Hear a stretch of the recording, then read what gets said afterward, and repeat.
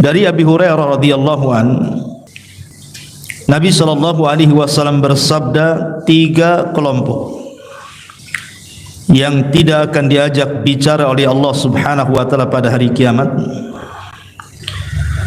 yang tidak akan dibersihkan oleh Allah pada hari kiamat, bahkan tidak akan dilihat oleh Allah pada hari kiamat, dan bagi mereka azab yang sangat pedih. Yang pertama, syaikhun zani,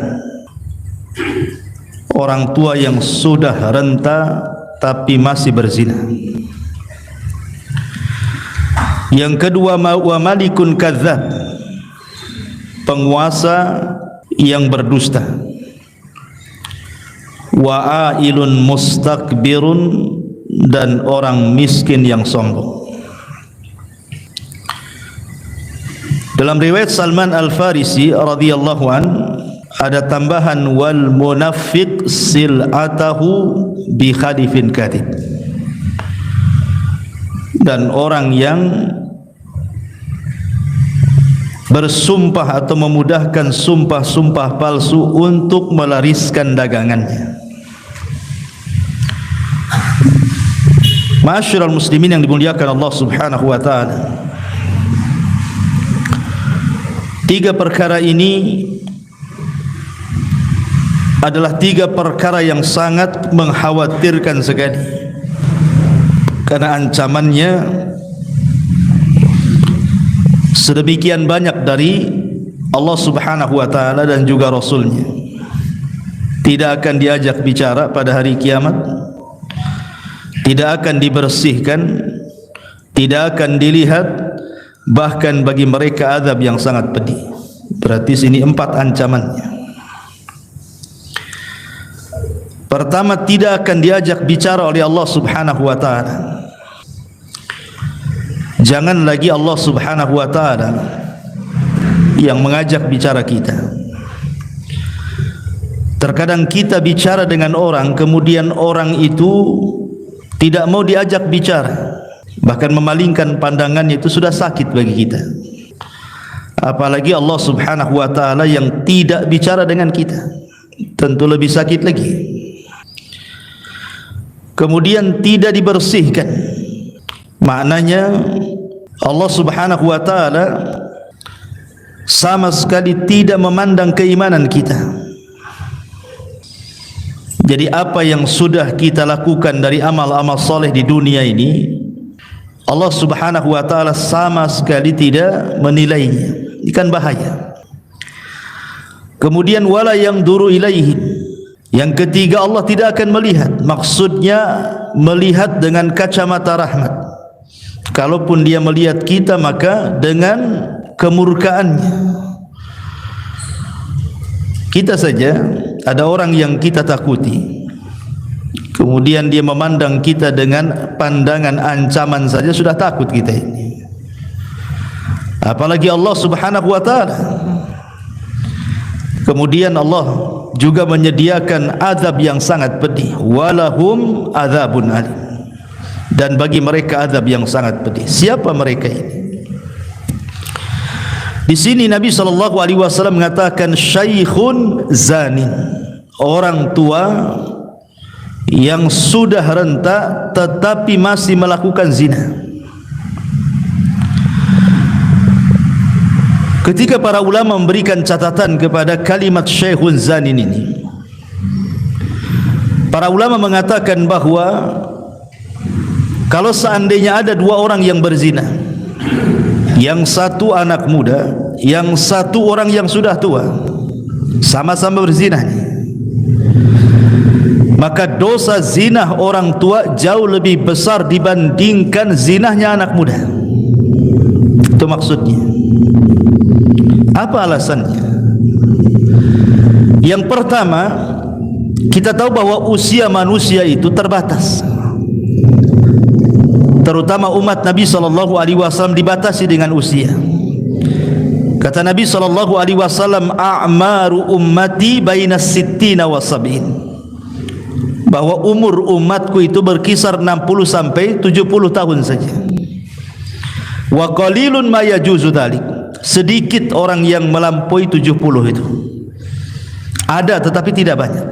Umumnya orang itu di usia 70 tahun sudah meninggal. Artinya kalau seandainya orang itu usianya sudah 60 tahun atau 50 tahun lebih, artinya dia sudah mengira-ngira usianya.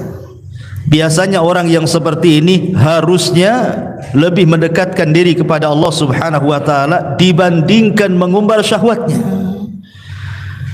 Karena dia sudah tahu batas usianya tuh. Walaupun dia tidak tahu kapan dia meninggal, tetapi Rasul sudah membatasi seperti itu. Berarti orang yang sudah tua dan berzina, dia tidak tahu diri kalau dia sudah dekat ajalnya. Ini yang pertama. Yang kedua, kalau anak muda berzina itu sudah wajar karena syahwatnya memang besar. Walaupun tetap kita katakan zina itu dosa besar, mau dilakukan siapa saja. Tetapi anak muda melakukan zina itu ada pendorongnya, ada penyebabnya. Karena biasanya anak muda itu masih kencang syahwatnya, sehingga terkalahkan oleh hawa nafsunya, kemudian dia berzina. Lah orang tua ini jangan lagi cerita syahwat yang lemah, pandangannya pun sudah mulai kabur, telinga pun sudah mulai budak, badan pun sudah mulai lemas, syahwat pun sudah tidak ada lagi terkadang. Lalu apa yang mendorong dia berzina kecuali karena buruk akhlak tuh? Karena akhlaknya yang buruk. Memang zina itu kebiasaan dia. Makanya kenapa kemudian dosa orang tua yang berzina jauh lebih besar dibandingkan anak muda yang berzina? Karena anak muda berzina itu ada pendorongnya. Kalau orang tua, apa yang mendorong dia berzina? Ini yang kedua. Yang ketiga, umumnya orang yang sudah tua, biasanya nikmat yang Allah anugerahkan itu sudah tersampaikan semuanya. Dia sudah punya istri, dia sudah punya anak, sebagian besar sudah punya cucu. Artinya bahwa dia pernah merasakan yang halal, yang Allah halalkan kepadanya kan. Kenapa kemudian dia meninggalkan yang halal kemudian berpaling ke yang haram? Kalau tidak rusak hatinya ya. Maka ini juga pendorong kenapa Syekhun Zanin ini dikhususkan dalam hadis ini oleh Nabi sallallahu alaihi wasallam. Kemudian yang terakhir, umumnya orang sudah tua ini kalau dia berzina berarti dia lebih banyak mendolimi keluarganya. Sebab itulah Nabi sallallahu alaihi wasallam mengkhususkan Syekhun Zanin, orang tua yang berzina, maka dosanya lebih besar dibandingkan anak muda yang berzina. Sama seseorang laki-laki berzina dengan wanita pelacur, dengan seorang laki-laki berzina dengan tetangganya, itu kan beda hukumnya. Walaupun sama-sama zinahnya, tetapi berzina dengan pelacur lebih sedikit dosanya dibandingkan berzina dengan tetangganya. Kenapa demikian? Karena kalau dia berzina dengan wanita tetangganya atau laki-laki tetangganya, berarti dosanya double. Pertama dosa zinahnya, yang kedua dosa merobek hak-hak bertetangganya. Itulah yang kemudian dosa zina itu tidak satu level tetapi bertingkat-tingkat. Sama juga di sini dengan Syekhun Zanin, orang tua yang berzina. Ini yang pertama. Kemudian yang kedua kata Nabi sallallahu alaihi wasallam, wa malikun kadzdzab. Malikun kadzdzab, penguasa yang berdusta. Kenapa kemudian Nabi sallallahu alaihi wasallam mengkhususkan penguasa yang berdusta lebih besar dosanya dibandingkan orang biasa berdusta? Bukankah dusta itu sama-sama dosa besar? Anda berdusta juga dosa besar, penguasa berdusta juga dosa besar. Lalu kenapa kemudian para penguasa kalau mereka berdusta dosanya lebih besar dibandingkan orang biasa? Karena apa yang mendorong penguasa berdusta kepada rakyatnya coba? Sementara hukum ada di tangannya, kebijakan-kebijakan rakyat itu ada di tangannya. Untuk apa dia berdusta? Bukankah dia yang membuat undang-undang? Baik umpamanya kebaikan untuk rakyatnya ataupun keburukan untuk rakyatnya. Kita ini sebagai rakyat tidak bisa apa-apa. Apa kata pemerintah, ya aja ngikutkan begitu. Lalu apa gunanya berdusta kalau begitu? Dari sinilah maka kemudian para penguasa yang berdusta itu lebih besar dibandingkan orang biasa berdusta, karena pendorong dustanya tidak ada. Yang kedua, kalau dia berdusta, dia akan membawa dosa rakyatnya. Lain kalau saya berdusta dengan anda, paling membawa dosa anda saja, satu orang atau dua orang, kan begitu. Tapi kalau penguasa berdusta ini, maka dia akan membawa dosa yang akan ditanggung oleh dia dari seluruh rakyat yang dipimpinnya. Makanya ketika Nabi SAW menulis surat kepada raja-raja untuk masuk Islam, contoh saja surat Nabi SAW kepada Herakli, pembesar Romawi. Kata Nabi SAW, aslim taslam, kalau kamu masuk Islam selamat kamu, kalau tidak kau akan menanggung dosa semua rakyatmu, kata Nabi. Itulah konsekuensinya pemimpin yang dusta itu. Tapi kalau pemimpin itu jujur, justru dia mendapatkan pahala rakyatnya. Makanya kenapa ketika Nabi SAW menyebutkan orang pertama dari orang-orang yang akan mendapatkan naungan arsy Allah di hari yang tidak ada naungan kecuali naungan Allah, pertama disebut oleh Rasulullah apa? Imamun adil, pemimpin yang adil, nomor satu tuh. Ya. Maka dari sini ma'asyiral muslimin yang dimuliakan Allah Azza wa Jalla, Allah khususkan para penguasa dusta ini dosanya lebih besar dibandingkan rakyat yang berdusta. Kemudian yang ketiga, kata Nabi SAW, wa'ailun mustakbir, orang miskin sombong. Ikhwatu fiddin yang dimuliakan Allah Subhanahu wa ta'ala, gimana ceritanya orang miskin sombong? Sudah miskin sombong kan? Sombong itu kan harus ada pendorongnya. Seperti umpamanya Qarun. Kenapa Qarun sombong? Karena kaya. Kalla innal insana la yatgha an ra'ahus taghna. Terkadang ada orang-orang yang kalau Allah buka kekayaan dia melampaui batas. Berarti pendorong sombongnya si Qarun itu karena kekayaannya. Ada yang mendorong dia sombong. Namrud ataupun Fir'aun sombong. Apa yang mendorongnya? Kekuasaan dia. Karena dia punya kekuasaan, makanya dia sombong. Berarti yang mendorong Fir'aun sombong, Namrud sombong itu karena kekuasaannya. Berarti kekuasaan yang mendorong dia menjadi sombong. Atau mungkin karena ketampanan, atau mungkin karena kecantikan, atau mungkin karena sebuah jabatan, atau mungkin dalam sebuah pekerjaan, atau mungkin titel, atau apalah namanya. Kan banyak pendorong-pendorong orang itu jadi sombong. Tetapi orang miskin sombong itu apa yang dorong dia sombong itu apa? Apa yang disombongkan orang miskin? Sudah ngontrak, banyak hutang, masalah dengan keluarganya, apa yang disombongkan orang miskin itu? Makanya ketika orang miskin itu tidak ada pendorong sombong, kemudian dia sombong, makanya orang miskin yang sombong lebih besar dosanya dibandingkan orang kaya yang sombong.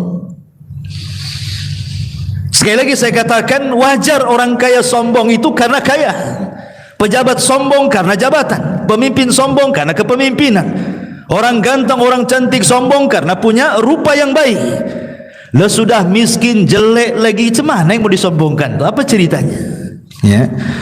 Makanya Nabi SAW langsung menegaskan, wa'ailun mustakbir, orang miskin sombong itu tidak akan diajak bicara, tidak akan dibersihkan, tidak akan dilihat. Allah sediakan azab yang sangat pedih. Naudzubillah. Ma'asyiral muslimin yang dimuliakan Allah Azza wa Jalla, berada di sini ada 3 perkara yang ingin saya jelaskan. 3 perkara yang merusak manusia. Dan yang terakhir dalam riwayat Salman Al-Farisi saya katakan tadi, wal munafiq sil'atahu bihalifin kadhib. Orang yang jualan untuk melariskan dagangannya bersumpah dengan sumpah-sumpah palsu. Dikit-dikit wallahi demi Allah, dari sana enggak dapat, padahal sudah dapat, dan begitu seterusnya, hanya untuk menguatkan saja biar cepat laris. Ya. Intinya bahwa ada 3 poin yang kita akan jelaskan yang merusak manusia. Itu 3. Pertama, al-kadhib, dusta. Yang kedua, al-kibr, sombong. Dan yang ketiga, zina. Inilah yang merusak manusia. Baik. Ma'asyiral muslimin yang dimuliakan Allah Subhanahu wa taala, bicara yang pertama al-kadhib, dusta. Nabi sallallahu alaihi wasallam pernah ditanya dalam hadis Safwan ibn Sulaim atau ibn Salim radhiyallahu an, ayakunul mu'minu jabbanan ya Rasulullah? Rasul, mungkinkah seorang mukmin itu penakut? Kata Rasul, na'am, mungkin saja seorang mukmin itu penakut. Kemudian Rasul ditanya lagi, ayakunul mu'min bakhilan? Apakah seorang mukmin itu bisa jadi bakhil? Kata Rasul, na'am, boleh jadi seorang mukmin itu bakhil. Kemudian kata orang ini, ayakunu mu'min kadhiban? Mungkinkah seorang mukmin itu pendusta wahai Rasul? Kata Rasul, la, tidak. Seorang mukmin tidak mungkin berdusta. Dia boleh penakut, diajak jihad mikir-mikir. Dia boleh bakhil, disuruh sedekah mungkin malas. Tetapi seorang mukmin tidak mungkin dusta, kata Rasul. Karena akhlak seorang mukmin tidak mungkin dusta. Kemudian Rasul membacakan ayat, innama yaftaril kadhiba alladzina la yu'minuna bi ayatillah wa ulaika humul kadhibun. Hanya saja orang-orang yang mengarang-arang kedustaan itu dilakukan orang-orang yang tidak beriman dengan ayat-ayat Allah, dan mereka adalah para pendusta. Allah nafikan iman dalam ayat ini kepada para pendusta, karena seorang mukmin tidak mungkin berdusta. Jangankan seorang mukmin, di zaman jahiliyah, dusta itu aib bagi mereka. Amr ibn As radhiyallahu anhu sebelum masuk Islam masih kafir, masih musyrik, masih menyembah berhala. Dia berkawan dengan Musailamah al-Kadzdzab. Musailamah al-Kadzdzab orang yang ngaku nabi palsu tuh di zaman Nabi. Bertandanglah Amr bin As ke rumah Musailamah al-Kadzdzab. Kata Musailamah al-Kadzdzab, ya Amr, kau kan tetangga si Muhammad. Apa yang terakhir kau ingat dari surat yang diturunkan Jibril kepadanya? Kata Amr bin As, yang aku ingat adalah suratul Fil. Sudah dibacakan, ara'aita alladhi alam tara kaifa fa'ala rabbuka bi ashabil fil alam yaj'al kaidahum fi tadlil wa arsala alaihim tayran ababil tarmihim bi hijaratin min sijil faja'alahum ka'asfin ma'kul, katanya. Hafal Amr ini walaupun masih musyrik, karena orang-orang Arab biasa ngapal syair. Ya. Kata Musailamah al-Kadzdzab, ya, semalam juga Jibril mampir ke rumahku, katanya. Dia pun menitipkan surat kepadaku. Kata Amr bin As, surat apa itu? Suratul Difda, surat kodok, katanya. Kata Amr bin As, coba bacakan suratmu wahai Musailamah, katanya. Kemudian Musailamah mengatakan, dia Difda binta Difda aini niki mata niki fa inna a'laki fitin wa asfaluki filma. Kodok, anak putri kodok, silakan mengodok, karena paling tinggi tempatmu di tanah, paling rendah kau dalam dasar air, katanya. Sebenarnya ayat kodok, katanya. Apa kata Amr bin As? Wallahi inni ra'aituka kadziban. Demi Allah, aku lihat kau ini seorang pendusta. Ini sama-sama musyrik kamu begitu. Karena bagi orang Arab dusta itu aib bagi mereka. Kalau orang-orang jahiliyah memandang dusta itu aib, harusnya seorang mukmin lebih aib lagi, kan begitu. Ma'asyiral muslimin yang dimuliakan Allah, makanya ketika Nabi SAW menjelaskan tentang dosa para pendusta di dalam kuburan itu, satu malam Nabi SAW kemudian dibawa oleh 2 malaikat ke sebuah tempat. Rupanya tempat itu adalah penyiksaan para para orang-orang yang melakukan dosa. Kemudian Nabi SAW melihat sebuah azab yang sangat mengerikan. Apa azab yang dilihat Nabi? Kata Nabi SAW, aku melihat ra'aitul lailata rajulaini atayani. Qala, ketika Nabi SAW melihat ada orang yang terlentangkan, jadi kakinya di atas, kepalanya di bawah. Kemudian di sampingnya ada orang yang memegang pisau dalam bentuk celurit bengkok begini. Kemudian dimasukkan ke dalam mulutnya, kemudian diiris sampai ke tengkuknya. Kemudian setelah itu dimasukkan ke lubang hidungnya, kemudian diiriskan sampai ke tengkuknya. Kemudian diulang ke sebelah kirinya. Kemudian diiriskan sampai ke tengkuknya. Kemudian diulang ke hidung sebelah kirinya, diiriskan sampai ke tengkuknya. Rupanya ini sudah balik lagi. Terus seperti itu. Kata Rasul, mahadan, apa ini? Kata Jibril, intalik, intalik. Kemudian hadis ini panjang. Kemudian kata Nabi SAW, alladzi ra'aitahu, kata malaikat ini, orang yang kau lihat itu, yushakku sidquhu fakadzabun yakdzibu bil kadzbati tuhmalu anhu hatta tablughal afaq. Katanya, orang yang kau lihat itu, yang kemudian diiris dari mulai mulut dan lubang hidungnya sampai ke tengkuknya kiri kanan itu, mereka adalah para pendusta yang dustanya sampai melambung ke ufuk. Katanya, mungkin zaman dulu ikhwan, berdusta sampai melambung ke ufuk, maknanya dustanya itu terkena orang banyak. Itu mungkin sulit kalau zaman dulu ya. Sehebat apapun orang mengarang dusta, sulit untuk tersebar ke berbagai macam tempat, itu susah. Tapi sekarang kan mudah dengan adanya handphone ya. Antum buat aja cerita hoax, kemudian antum tekan saja enter, kemudian langsung menyebar dalam 1 detik, sudah ke semana-mana, dibaca semua orang. Apalagi tahun-tahun politik, ditunggu-tunggu hoax itu. Apalagi sudah ada YouTube, sudah ada Instagram, sudah ada ini. Itulah maknanya tablugul afaq. Jadi dusta itu menyebar kemana-mana tuh. Kalau dulu belum ada handphone kan, susah kita ini mau nyebar dusta kan. Mau nyebar hoax 1 desa saja susah kan. Nunggu dari mulut ke mulut, mulut ke mulut, baru kemudian beberapa bulan baru tersebar kan gitu. Lah sekarang ini tidak perlu nunggu berbulan-bulan, 1 detik saja sudah tersebar satu Indonesia, satu dunia lagi kan begitu. Lah bagaimana Nabi SAW menjelaskan, begitulah hukumannya di azab kubur para pendusta itu. Ma'asyiral muslimin yang dimuliakan Allah Subhanahu wa taala, dan ingat, dusta itu bukan sifat orang, itu sifat setan itu. Dusta itu sifat setan. Makanya Allah Subhanahu wa taala mengatakan dalam surah Asy-Syu'ara ayat 221 sampai 223, hal unabbiukum ala man tanazzalu syayatin tanazzalu ala kulli affakin athim yulquna as-sam'a wa aktsaruhum kadzibun. Kata Allah, maukah kuhabarkan, kata Allah, kepada kalian, setan ini kalau turun kemana? Setan ini kalau turun kemana? Kata Allah. Maka Allah jawab, tanazzalu ala kulli afakin athim. Mereka turun menemui para pendosa dan juga para pendusta. Siapa mereka? Para dukun, paranormal ya. Yulquna sam'ah. Kemudian setan-setan itu melemparkan kalimat-kalimat hasil dari dengar dia dari langit.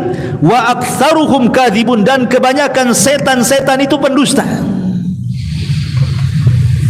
Jadi ketika jin-jin itu naik ke langit, kemudian mencuri dengar dari perkataan malaikat, dapatlah 1 kalimat, kemudian dicampur adukan dengan 99 kalimat, kemudian dijualah ke para dukun itu, 1 benar, 99 kalimat dusta. Jadi dari sini bahwa syaitan itu mengarang-arang cerita kemudian dijual kepada dukun. kemudian dukun pula berdusta kepada kita. Itu namanya silsilah kibul namanya. Jadi dukun dikibuli oleh jin, kita pula dikibuli dukun, gitu maksudnya, ya. Jadi dusta itu adalah sifatnya setan, kesimpulannya.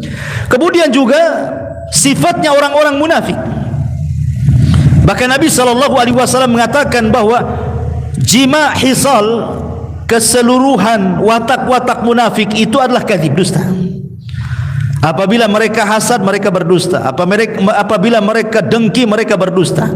Apabila mereka hendak menipu, mereka berdusta. Apabila mereka bicara, mereka berdusta. Itulah orang munafik itu. Makanya Nabi SAW mengatakan ayatu munafikin salasatun. Tanda orang munafik itu 3. Salah satunya kata Rasul, idza haddatsa kadzab. Apabila dia ngomong, berdusta.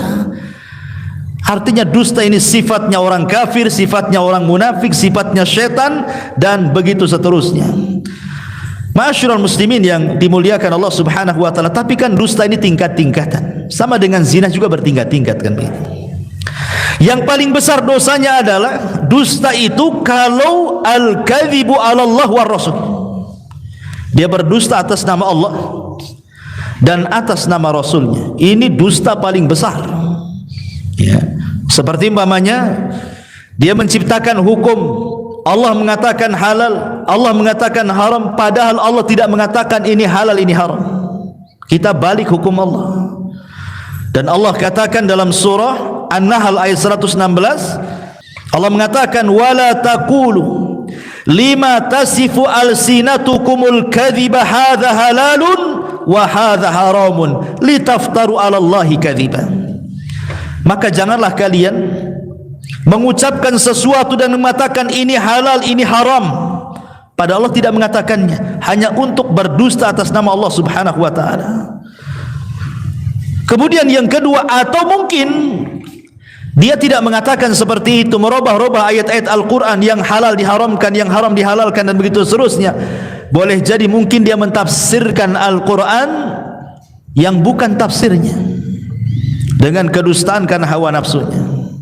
Atau mungkin dia membuat sebuah riwayat hadis yang dinasabkan kepada Rasul, yang kemudian hadis itu hadis maudhu, hadis palsu. Atau mungkin sudah ada hadis palsu kemudian disebarkannya. Itu sama dengan berdusta atas nama Rasul. Betapa banyak para duat, para dai yang mereka tidak paham dengan hadis-hadis Rasul, berceramah tiba-tiba mengeluarkan hadis-hadis maudhu. Kata Nabi SAW dalam sebuah hadis, man kadzaba alayya muta'ammidan falyatabawwa maq'adahu minan nar. Siapa yang sengaja berdusta atas namaku, silahkan tempat duduknya di neraka. Kan banyak itu para duat. Kalau kita menyampaikan hadis dan ini hadis palsu, jelaskan ini hadis palsu. Jangan dilempar begitu saja karena masyarakat tidak paham. Akhirnya masyarakat mengimani sesuatu yang tidak boleh diimani. Ini yang pertama. Yang kedua, al-kadzibu 'alan nas, berdusta kepada manusia seperti orang-orang munafik. Mereka berdusta. Allah mengatakan dalam Al-Quran seperti dalam surah Al-Munafikun, nashhadu innaka la Rasulullah, kami bersaksi bahwa engkau adalah Rasulullah. Maka Allah Subhanahu wa taala bantah, tidak, engkau tidak sedang bersaksi dia Rasul. Kenapa? Wallahu ya'lamu innaka la rasul wallahu yashhadu innal munafiqina lakadzibun. Di ujung ayat Allah mengatakan innal munafiqina lakadzibun. Para orang-orang munafik itu adalah para pendusta. Kemudian yang ketiga, al-kadzibu fi hadithi bainan nas, berdusta ketika bermuamalah bersama manusia. Dan itu paling banyak di masyarakat itu. Orang-orang yang suka berdusta di masyarakat itu paling banyak. Datang orang yang nagih hutang, itu yang sering di masyarakat. Nanti orang tuanya bilang sama anaknya, bilang bapak tak ada. Anak ini pula bego, ngomong sama debt kolektornya, bapak tadi ngomong, dibilang katanya tak ada katanya. Apa enggak berang tuh debt kolektornya itu, ya. Intinya bahwa ini paling banyak di masyarakat adalah ketika mereka berbicara suka berdusta. Kemudian yang keempat, al-kadzib li idhakin nas. Ini para pelawak, berdusta untuk membuat orang tertawa. Hati-hati ya. Kadang-kadang saya tidak paham kenapa profesi-profesi para pelawak itu dengan bangganya mereka melawak. Kemudian dalam lawakannya mereka berdusta hanya untuk mendapatkan tertawaan manusia. Ini dosa besar. Nabi SAW mengatakan wail, bayangkan diawali dengan kalimat wailun, kata Rasul. Wailun lilladzi yuhadditsu bil hadithi liyudhika bihil qaum fayakdzib. Wailun lahu kata Rasul. Neraka wel. Tahu wel? Wel itu sebuah lembah di dasar jahanam yang sangat dalam, yang sangat hitam, yang sangat busuk. Itulah wel. Sebuah lembah di neraka jahanam itu disebut wailun. Di Quran banyak, wailun lil mutaffifin, wailun likulli afakin hathim, wailun likulli humazatil lumaza. Banyak dalam Quran ya. Wailun, lembah di neraka jahanam untuk siapa? Untuk orang yang mereka berbicara, kemudian pembicaraannya itu meniatkan untuk supaya sebuah kaum mentertawakan pembicaraannya, kemudian dia berdusta. Jadi dia melawak kemudian berdusta supaya orang tertawa.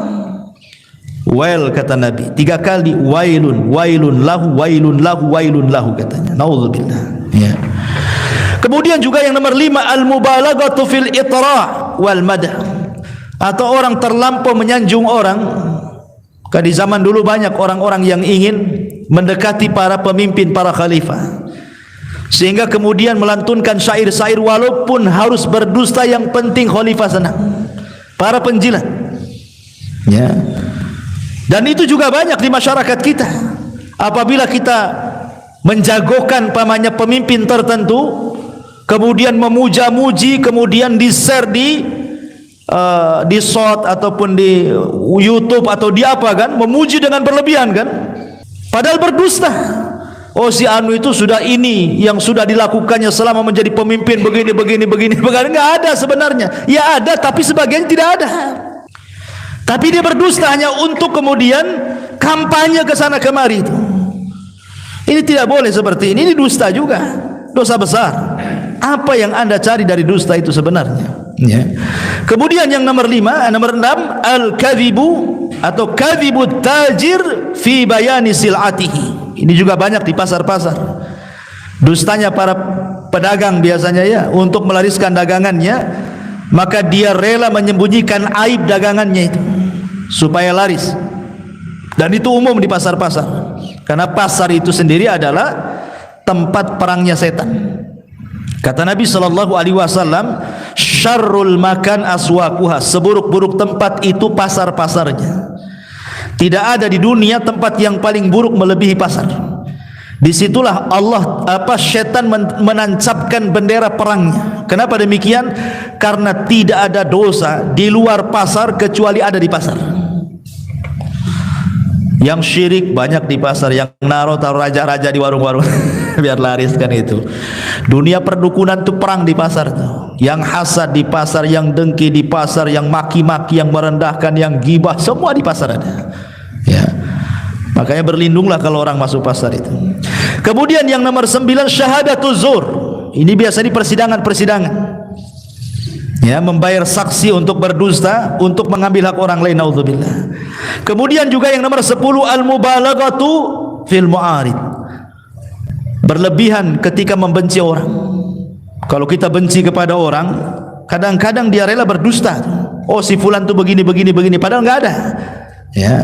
Kemudian yang nomor 11, al-kadzibu as-siyasi. Ini pun dusta dalam dunia perpolitikan yang sudah saya jelaskan tadi. Ini yang pertama, dusta. Tetapi apakah semua dusta itu dilarang? Tidak. Ada dusta-dusta yang dibolehkan. Sebagaimana disebutkan oleh Ummu Kulthum bintu Uqbah ibn Abi Mu'aid radhiyallahu anha. Kata beliau, lam asma' an-nabiy sallallahu alaihi wasallam yurakhisu fi syai'in minal kadzib illa fi thalathin. Aku tidak pernah mendengar Rasul memberikan keringanan pada perkara dusta itu kecuali di 3 perkara saja. Yang pertama, al-kadzibu lil islah baina al-mutakhasimaini. Kalau anda mendamaikan orang yang sedang bertengkar, kemudian berdusta hanya untuk mendamaikan, boleh. Pamannya si A bertengkar dengan si B, antum si C ini penengahnya. Kemudian antum datang kepada si A dan mengatakan, tadi saya ketemu dengan si Anu. Si Anu ini musuh dia. Masya Allah, dia itu memuji-muji kamu loh. Padahal dia memaki-maki. Dia memuji-muji kamu. Kamu itu sebenarnya baik itu menurut dia. Padahal tidak pernah mengucapkan kalimat itu. Nanti dia pula datang ke si Anu, ngomong sama gitu ya. Saya kemarin ketemu, Masya Allah, dia tuh tidak dendam sama kamu itu. Dia baik kok. Kalau ngomong sama saya, dia ngomong muji-muji itu. Ya. Akhirnya kan meredakan keduanya sifat dengki kan. Permusuhannya kan diredamkan. Ini enggak masalah berdosa seperti ini. Yang enggak boleh itu antum ke sana bawa gas yang 5 kilo, yang ke sini bawa gas yang 10 kilo. Itu namanya antum mau adu domba itu. Itu enggak boleh. Ya. Ini yang pertama. Yang kedua, al-kadhibu li irdha'i zaujah. Antum berdusta hanya untuk menyenangkan istri, enggak masalah. Ya, enggak masalah. Istri masak keasinan, enak katanya. Luar biasa. Ini kalau dimakan salero basamo ini. Padahal asinnya naudzubillah, ya kan? Enggak ada masalah. Terutama antum yang poligami. Biasanya banyak dusta orang poligami itu. Enggak ada masalah, hanya untuk supaya istri pertama enggak marah umpamanya kan. Nah, di mana bang? Padahal lagi di istri kedua, lagi di pasar kan. Sebab kalau antum bilang di istri kedua apa nggak mureng-mureng kan gitu ya. Maka hanya untuk mencari keridhaan tidak ada masalah. Tetapi jangan terus-terusan kan itu ya, ada batasnya. Kemudian juga dalam melihat pakaian istri, melihat penampilan, melihat macam-macam kan itu. Pandai-pandailah berdusta, karena dusta ini terkadang mengawetkan rumah tangga. Terkadang jujur itu justru memberantakan rumah tangga kan itu ya. Jujur saya sama kamu, apa? Kamu itu bau, kamu ini. Stres istrinya ya. Terkadang perlu dusta juga. Dusta dalam rumah tangga itu terkadang penyedap ya. Kemudian juga yang ketiga, khida'ul a'da fil ma'rakah. Dusta dalam peperangan tidak ada masalah. Sebagaimana sombong dalam peperangan itu boleh. Seperti Ali sombong dalam peperangan untuk mengodonkan lawan itu, dia sombong dia. Kamu tahu siapa saya, kata Ali. Ana alladhi sammatni ummi Haidarah.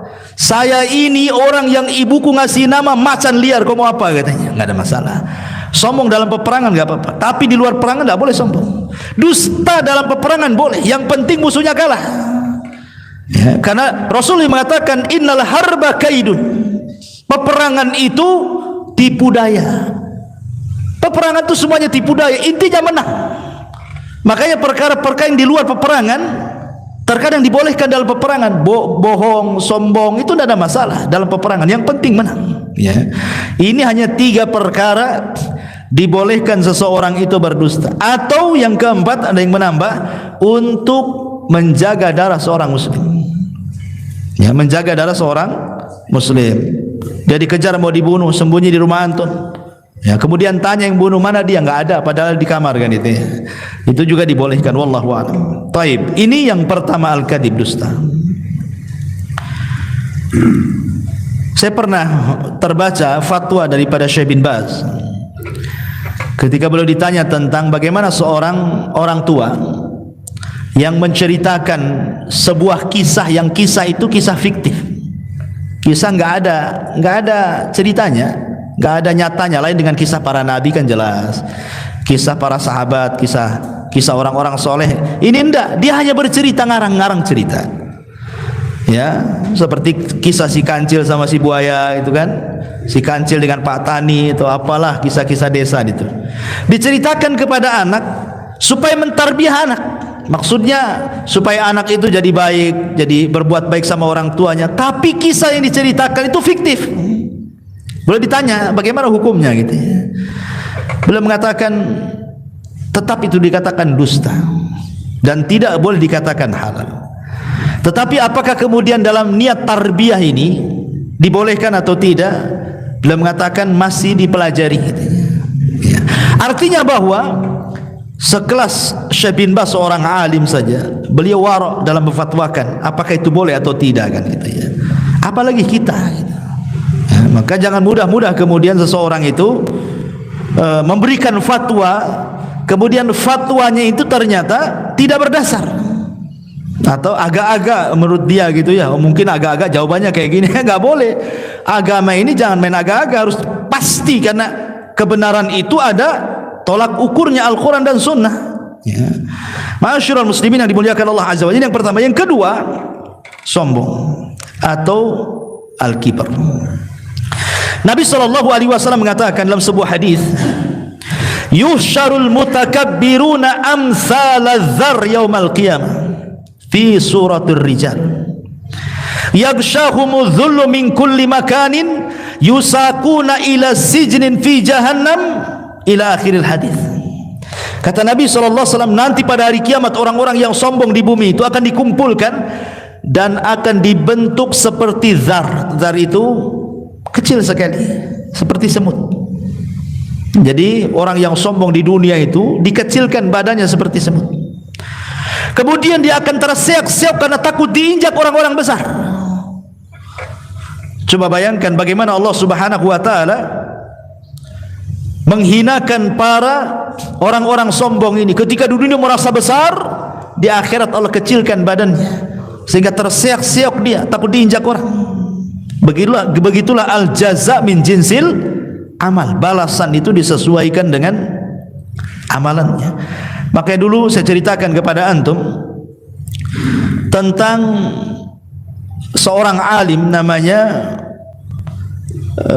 siapa itu? Ibnu Dinar, Malik ibn Dinar rahimahullahu taala.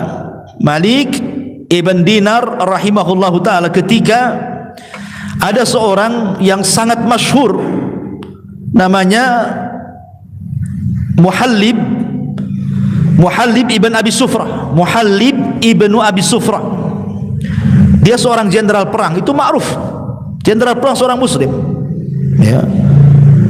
Dia bisa membawa pasukannya dan selalu membawa kemenangan dalam perangnya itu. Muhallib ini ma'ruf kisahnya. Muhallib ini jenderal perang di zaman itu. Jadi ada seorang ulama namanya Malik ibn Dinar rahimahullahu taala.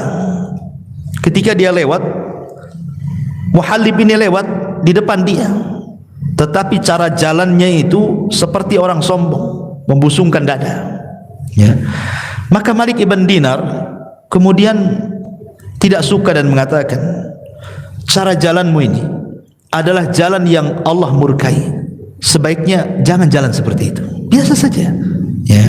Apa karena kau jenderal gitu bahasanya? Tapi bahasa ulama ini mengatakan sebaiknya kau jangan jalan seperti itu, karena jalan seperti itu adalah jalan yang dimurkai Allah. Kemudian Muhallib, karena dia seorang jenderal perang, mengatakan, ata'rifuni, berani-beraninya kau bicara kepadaku dan menasihati diriku, tahukah siapa aku, katanya. Maka kata Malik ibn Dinar, na'am, saya tahu persis siapa kamu, katanya. Saya tahu persis siapa kamu. Kemudian kata Muhallib, kalau begitu siapa saya, katanya. Dikiranya Malik ibn Dinar akan mengatakan kau seorang jenderal, engkau seorang panglima perang. Tidak, kata Malik ibn Dinar, dia mengatakan, aku tahu siapa kamu. Bukankah kamu adalah manusia yang terlahir min nutfatin adhirah, dari sperma yang kotor, keluar dari tempat keluar air najis, katanya. Kok ini orang yang keluar dari sperma yang kotor, keluar dari 2 lubang najis 2 kali, dan sekarang di balik bajumu itu terkandung najis kotoran. Dalam perutmu itu banyak kotorannya. Dan seandainya kau mati pun kemudian kau tidak dikuburkan, maka bangkaimu adalah bangkai yang sangat menjijikkan manusia. Enggak ada orang yang berani mendekati bangkaimu, katanya. Artinya kemudian Malik ibn Dinar menasihati, janganlah sombong, kamu dengan saya sama saja, katanya. Kemudian dia mengatakan, al-an saya tahu siapa diriku, kata Muhallib ya. Dia sadar dengan ucapan Malik ibn Dinar. Dari sini menunjukkan bahwa kalau kita terlahir dari sperma yang kotor, keluar dari 2 lubang air najis, laki-laki dan perempuan, kemudian kita hidup pun membawa-bawa najis dalam perut, kemudian kita mati, kalau seandainya tidak dikuburkan bangkai kita seminggu saja sudah busuk, lalu apa yang disombongkan, gitu maksudnya. Apa yang disombongkan manusia itu? Tidak ada. Makanya Ibnu Sammak suatu ketika menghadap Harun ar-Rasyid, seorang pemimpin ma'ruf. Harun ar-Rasyid pemimpin adil, khalifah, ya. Jadi di hadapan Harun ar-Rasyid ini ada minum air putih. Kemudian Ibnu Sammak mengatakan, ya khalifah, seandainya Allah tahan minuman itu dan kau tidak bisa meminumnya, kira-kira supaya engkau bisa meminum air itu, kau tebus berapa air itu? Saat ini di dunia ini tidak ada air kecuali hanya ada di gelas itu saja. Kau akan tebus berapa air itu? Kata Harun ar-Rasyid, aku akan tebus dengan separuh kerajaanku, katanya. Kemudian kalau seandainya air itu sudah masuk ke badan, kemudian tidak bisa keluar lagi, orang tidak bisa kencing, otomatis jadi penyakit kan begitu. Bisa mati orang. Kira-kira supaya bisa keluar dari perutmu itu air itu, kau berani bayar berapa? Kata Harun ar-Rasyid, aku bayar dengan seluruh kerajaanku, katanya. Lihat, satu kerajaan yang dimiliki Harun ar-Rasyid tidak sebanding dengan satu gelas air. Lalu apa yang disombongkan gitu maksudnya? Kalau dunia ini tidak lebih daripada segelas air, ya. Makanya ketika Allah Subhanahu wa taala menceritakan tentang kisah orang-orang yang sombong dalam Al-Quran, lihat akibat mereka.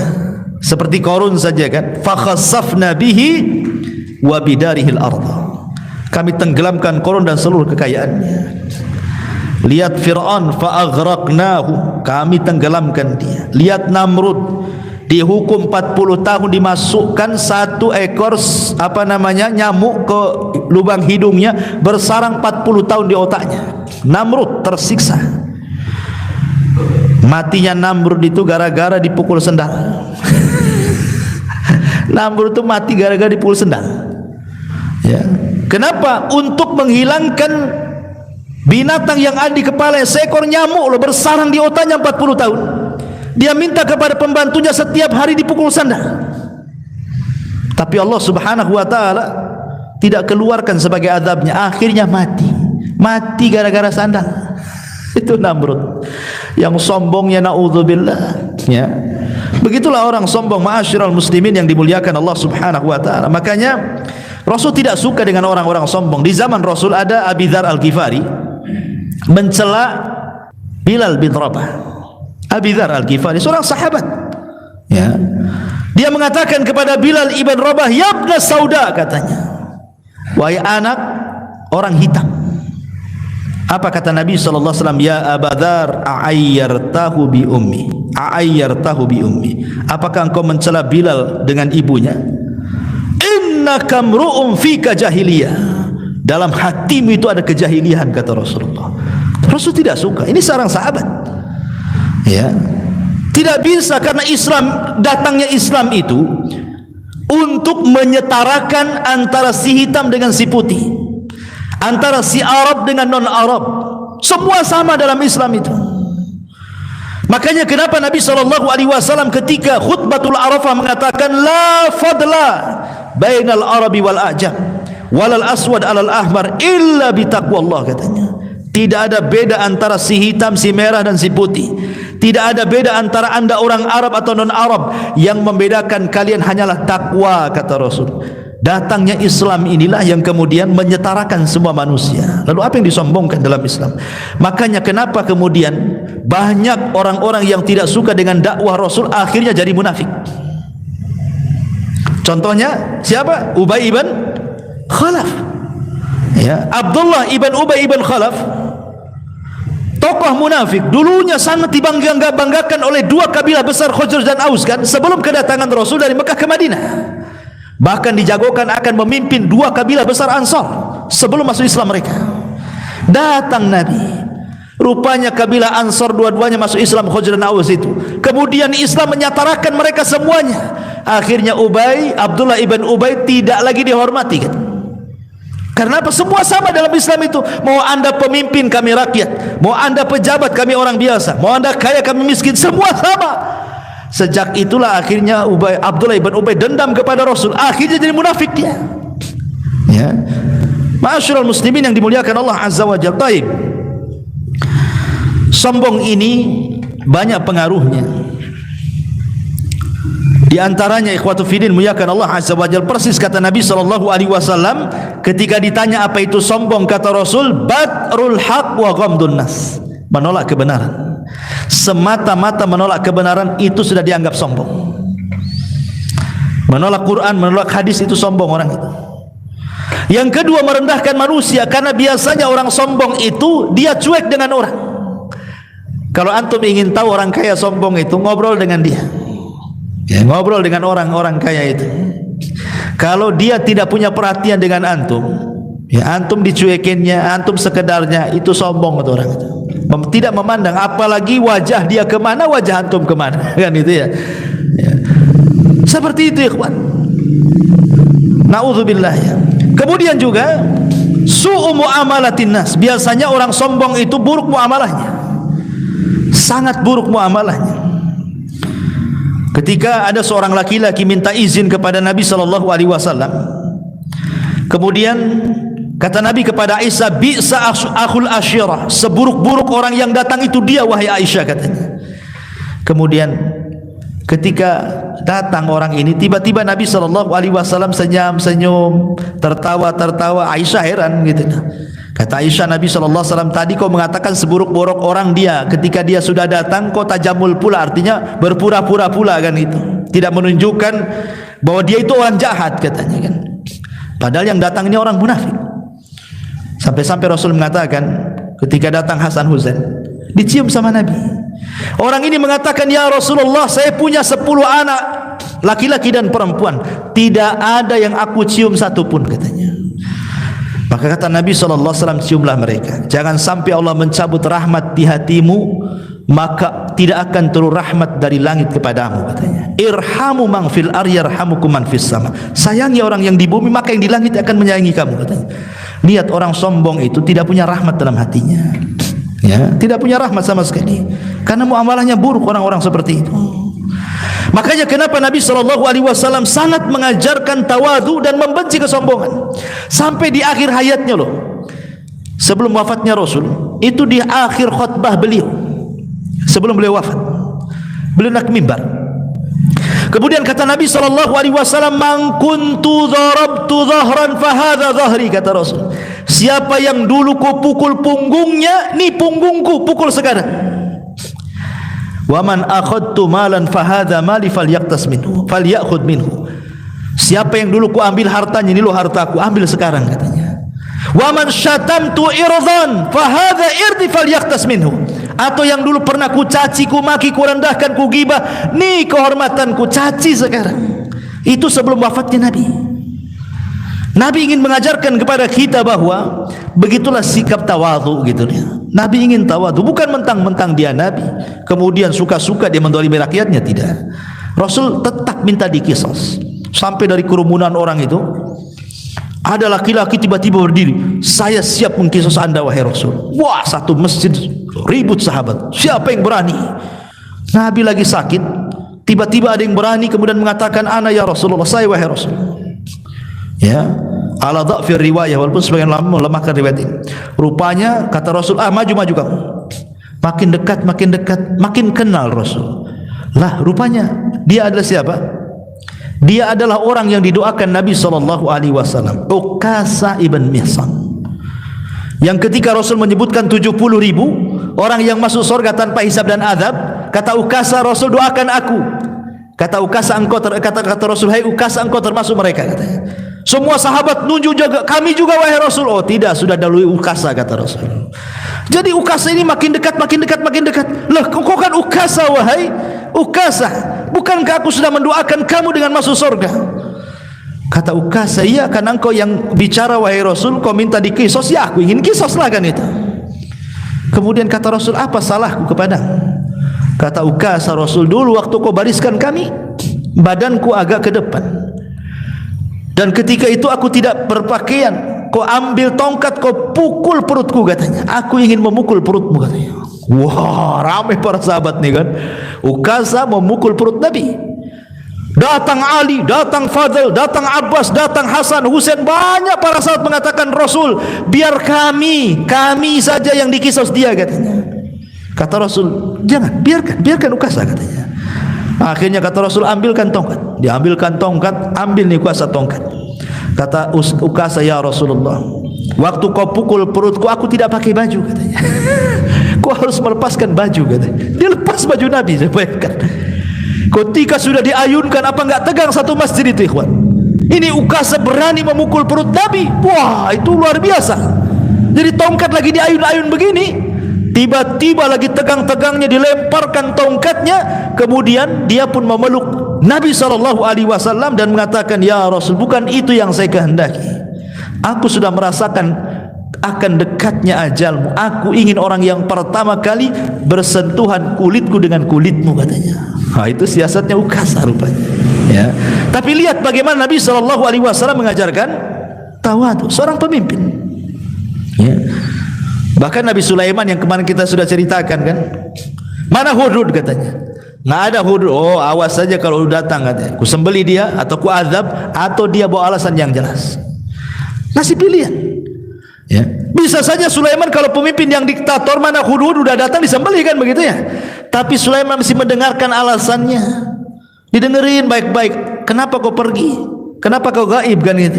Udah ceritakan. Itu menunjukkan tawaduknya Sulaiman, masih mendengarkan aspirasi rakyatnya. Coba para pemimpin kayak Sulaiman tuh, hudhud saja didengar, padahal burung, apalagi manusia, ya.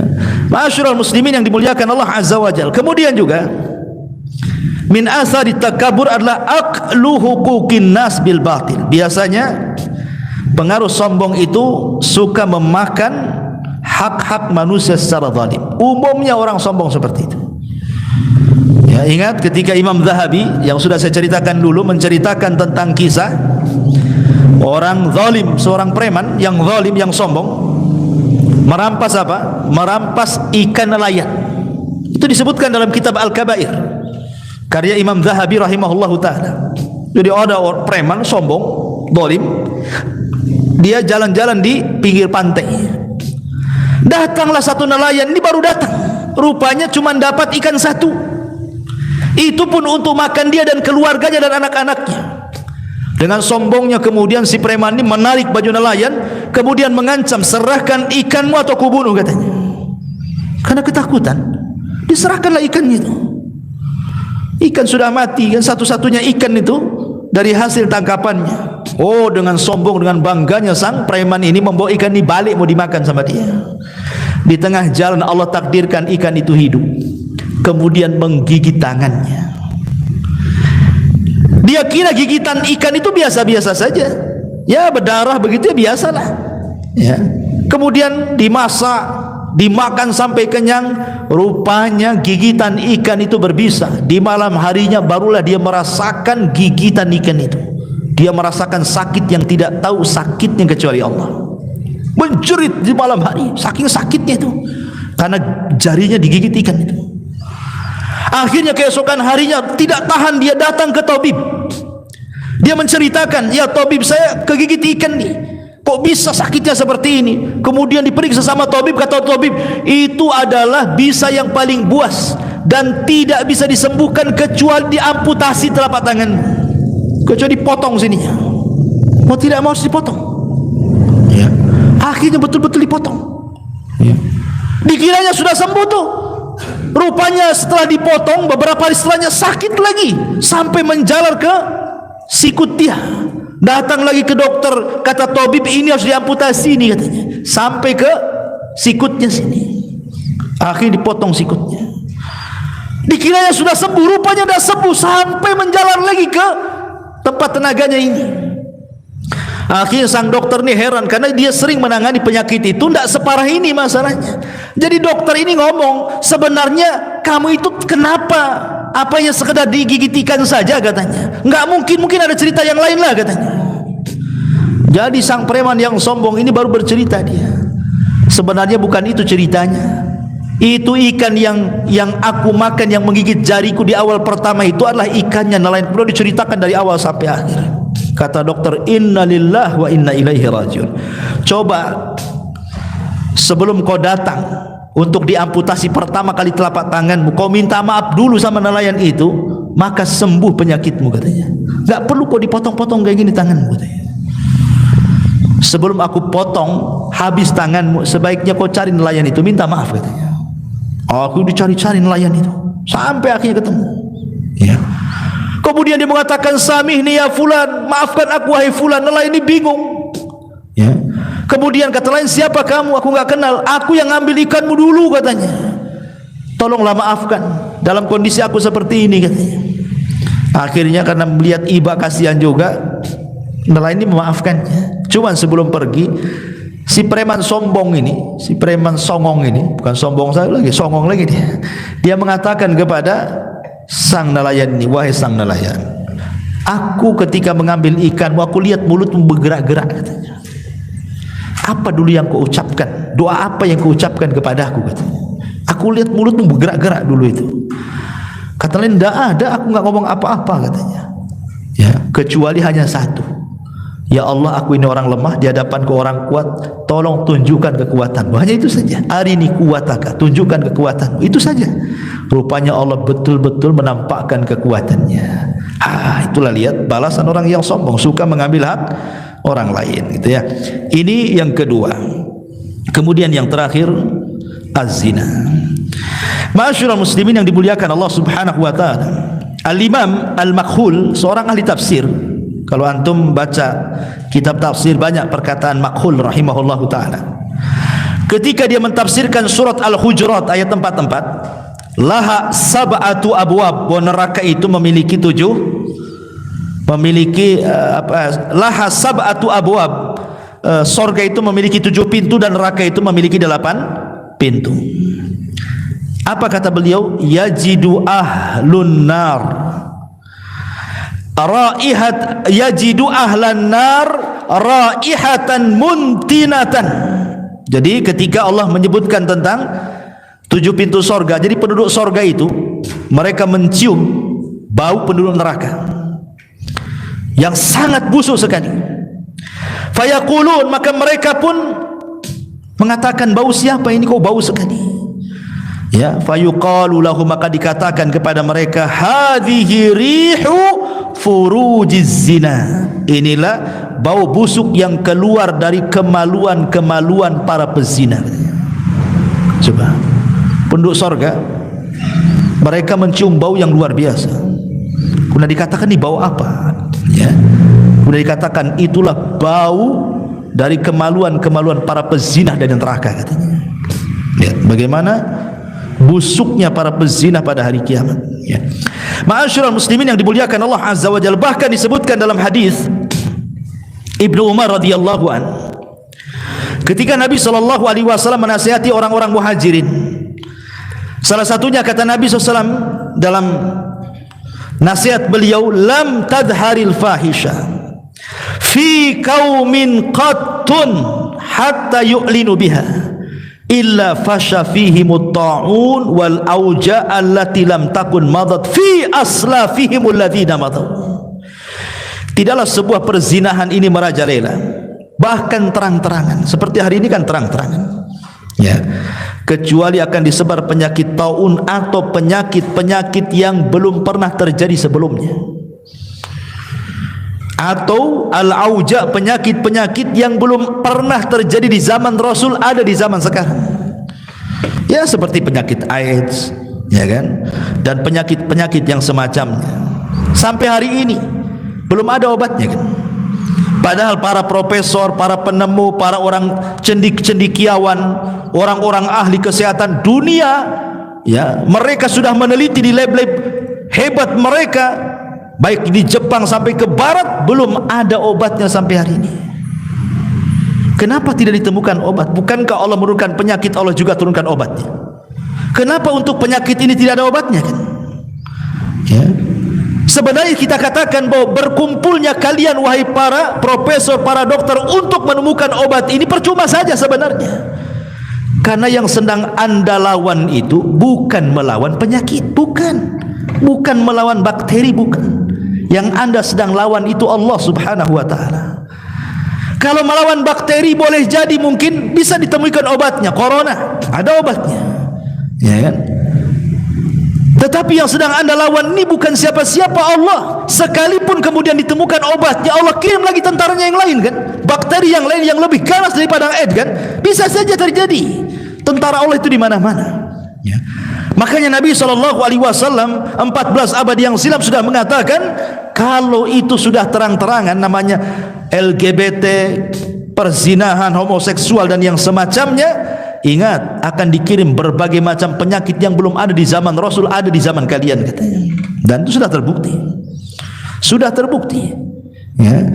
Ma'asyiral muslimin yang dimuliakan Allah Azza wa Jalla. Makanya kenapa kemudian Nabi SAW mengatakan, ma min dzambin ba'da syirki a'zam indallah min nutfatin wada'aha ar-rajulu fi rahimin la yahillu lahu. Kata Nabi SAW, tidak ada dosa setelah kesyirikan yang lebih besar di sisi Allah dibandingkan satu tetes air mani yang diletakkan seorang laki-laki kepada seorang rahim wanita yang bukan halal padanya. Hadis ini dikeluarkan dalam Kanzul Ummal oleh Ibnu Abi Dunya rahimahullahu ta'ala. Bahkan disebutkan dalam kitab Al-Awsat oleh Imam At-Tabrani, Nabi SAW mengatakan, iyyakum waz-zina fa inna fihi arba' khisalin. Hati-hati jangan berzina, karena dalam zina itu ada 4 perkara. Yang pertama, yadhhabul baha 'anil wajhi, hilang ya kecerahan wajahnya. Yaqta'ur rizqa, terputus rizkinya. Wa yaskhatur rahman, murkanya Allah akan datang kepadanya. Wa yusabbibul khulud finnar, menyebabkan kekalnya orang ini di neraka. Bukan kekalnya seperti orang syirik, tidak, saking lamanya pezina itu lama di nerakanya, susah keluarnya. Dia tidak akan dikekalkan, tapi lama sekali itu maksudnya. Ya, yang dimaksud kekal itu ada 2, ada kekal yang tidak bisa keluar seperti orang-orang musyrik dan kafir, ada kekal saking lamanya itu disebut kekal, itu maksudnya. Ya, hadis ini dikeluarkan oleh Imam At-Tabrani dan yang lainnya. Kenapa demikian? Karena merusak banyak perkara. Pertama, merusak aturan rumah tangga. Betapa banyak gara-gara selingkuh bermasalah rumah tangga. Yang kedua, doyaun nasab, hilang nasab. Anak-anak hasil zina akhirnya tidak dinasabkan kepada bapaknya, tidak mendapatkan hak waris, tidak mendapatkan hak mahram, tidak mendapatkan hak wali. Subhanallah. Dan dia bagikan orang lain dengan bapaknya. Tidak diakui dalam Islam, tidak diakui. Jadi hilang nasabnya. Ya. Kemudian juga Imam Ibnul Qayyim rahimahullah ta'ala sampai mengatakan, lihat bagaimana Islam ketika menghukum hudud, had pezina itu berbeda dengan hukum hudud yang lainnya. Khusus untuk hukuman pezina, ya. Pertama, bahwa kata Imam Ibnul Qayyim rahimahullahu ta'ala, al-qatlu fihi bi ashna'il qatalat, membunuhnya dengan seburuk-buruk pembunuhan. Kalau membunuh, ya paling dipenggal saja lehernya, ya kan, mati cepat kan. Tapi kalau pezina ini, kalau dia muhsan kemudian dirajam, itu bukan sekali lempar mati, pakai batu kecil lagi. Dia merasakan luar biasa sakitnya kan. Lama dia matinya, sakitnya lebih lama gitu. Yang kedua, kata Imam Ibnul Qayyim rahimahullahu ta'ala, tidak boleh ada kasih sayang ketika menghukumnya. Dihilangkan perasaan kasih sayang, harus tega. Enggak boleh ada kasih sayang ketika melempar batu. Betul-betul harus tega kita melemparnya. Kemudian yang ketiga, kata Imam Ibnul Qayyim rahimahullahu ta'ala di sini juga, ketika dalam menuduh orang berzina, saksinya lebih banyak, harus 4. Ya, saksi orang menuduh zina itu harus 4. Kalau saksi nikah cukup 2 saja, ya kan? Atau pokoknya kalau berkaitan dengan harta seperti jual beli dan yang lainnya, cukup 2 laki-laki, atau 2 perempuan 1 laki-laki, atau 1 laki-laki 1 sumpah. Ya, seperti orang menuduh, sebagaimana Rasul mengatakan apa? Al-bayyinatu 'alal mudda'i wal yaminu 'ala man angkar. Orang yang menuduh datangkan bukti, orang yang dituduh cukup bersumpah, kan begitu. Jadi kalau saya mencuri harta kamu, mana saksinya? Oh, ini saksinya, ya kan? Harus 2 orang. Minimal 2 orang laki-laki. Kalau tidak ada 2 perempuan 1 laki-laki. Kalau tidak ada 1 laki-laki 1 sumpah. Dan itu ya. Tapi kalau zina tidak, harus 4. Nah, itu menunjukkan berbeda hukuman hudud zina itu dengan yang lainnya. Kenapa? Karena memang perbuatannya sangat tercela sekali. Bukan berarti di zaman Rasul tidak ada pezina, ada, tapi kan tidak terang-terangan. Ya, seperti contoh seumpamanya seorang wanita di zaman Nabi SAW, ada seorang wanita dari kabilah Ghamidiyah. Dia berzina dengan seorang laki-laki dari kabilah Ma'is, seorang budak. Akhirnya hamil, kemudian datang kepada Rasulullah. Itu kan berarti di zaman itu juga ada perzinahan kan? Tapi kan tidak terang-terangan. Ya. Wanita ini pun dia mengaku, dan ngaku itu sekuat-kuatnya bukti, tidak perlu saksi. Kalau orang ngaku ngapain pula ada saksi kan? Udah ngaku. Mengatakan Rasul, zanaitu fatahirni, saya sudah berzina, bersihkan saya. Kata Rasul, boleh jadi kau hanya pelak-peluk saja, kau cium-cium saja, pulanglah. Maksud kata Rasul itu jangan ngaku, taubat saja sudah selesai. Cuman wanita ini betul-betul ingin bersihkan jiwanya. Rasul, kalau tidak percaya sudah hamil loh ini. Nih, ada di sini anaknya. Ya. Oh, kata Rasul gini saja, kamu lahirin dulu anakmu, baru kau kemari lagi. Seandainya dia tidak balik, tidak akan dicari Nabi. Ya. Tapi karena wanita ini betul-betul ingin tobat, habis lahir anaknya, datang bawa bayi dia. Rasul, zanaitu fatahirni. Rasul, nih bayinya. Kau kan menyaratkan bayinya harus lahir. Ini sudah lahir, tolong rajam saya, katanya. Kata Rasul, oh enggak bisa, ini disusui dia 2 tahun, katanya. Pulang kamu. Maksudnya jangan balik gitu, udah tobat saja gitu ya. Itu bagaimana rahmatnya Islam. Tapi memang dasar wanita ini ingin tobat betul-betul, sudah 2 tahun. Datang dia bawa anaknya. Nih anak saya sudah 2 tahun wahai Rasul. Zanaitu fatahirni, tolong rajam saya, katanya. Kata Rasul, ada enggak yang mengkafir dari keluargamu? Ada, ini bibi saya, paman saya, katanya. Dia sudah siap mengkafir saya. Akhirnya karena dia yang minta, dirajam wanita ini. Ketika dirajam, Khalid bin Walid semangat, pak, sampai darahnya muncrat ke badannya, sampai di celaknya wanita itu. Kata Rasul, la tasubbuha, jangan kau cela wanita itu. Laqad kanat taubah, dia sudah bertobat. Kalau tobatnya dibagikan ke 70 penduduk Madinah cukup untuk mereka, kata Rasul. Ya. Kalau tobatnya wanita ini dibagikan kepada 70 penduduk Madinah, itu sudah cukup bagi mereka. Kenapa? Karena melihat keikhlasannya. Ya. Tapi lihat bagaimana Islam. Ya, bagaimana Islam itu penuh dengan rahmat. Walaupun dia sudah berzina, tobat saja gitu maksudnya.